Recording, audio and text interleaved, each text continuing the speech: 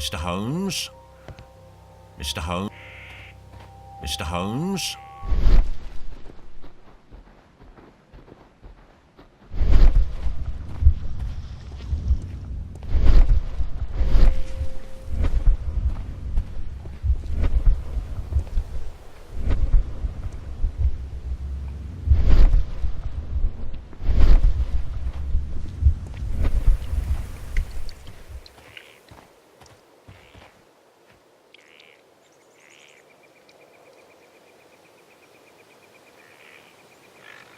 Inspector Lestrade, when will you remove my husband's body? It's sacrilegious to leave him here like this. As soon as we can, Mrs. Carey, I assure you. Allow me to introduce you to Mr... I'll wait for you in front of the cabin, Mr. Holmes. My condolences, Mrs. Carey. Thank you, Mr. Holmes. Madam, can you tell... At 2 o'clock in the morning, I heard a terrible scream. I thought nothing of it then. He would scream all the time when he was drunk. Can you please... Well, Peter got drunk in the evening. He was in such a terrible temper. Usually, whenever that happened, he'd stay all night drinking in his cabin before passing out.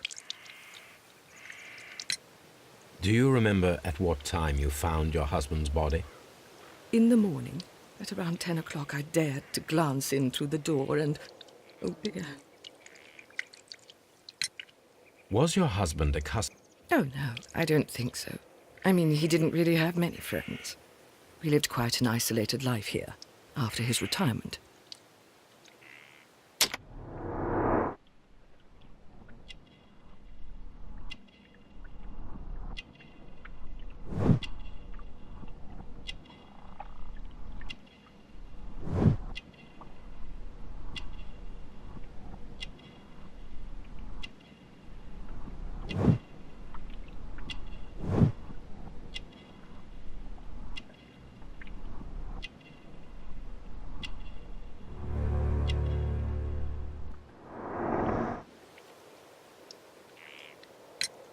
You have indeed suffered. Yes. He was different, wasn't he, when you first met him upon your return from Plymouth? Yes, Mr. Holmes. Oh, my goodness, but how do you know about that?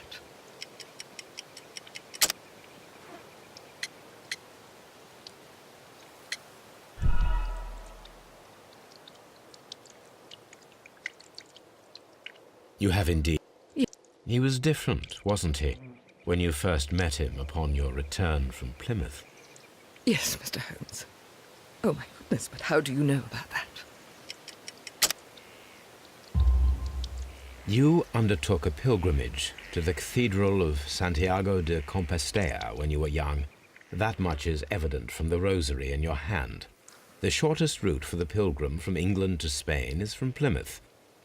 I believe that you met Peter Carey as a young sailor there, and you married him soon afterwards. That is indeed what happened, Mr. Holmes. How extraordinary. Thank you, madam.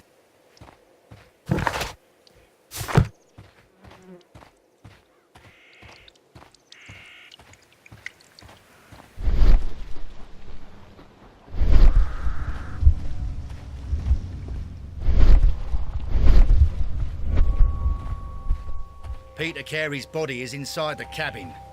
We took care not to...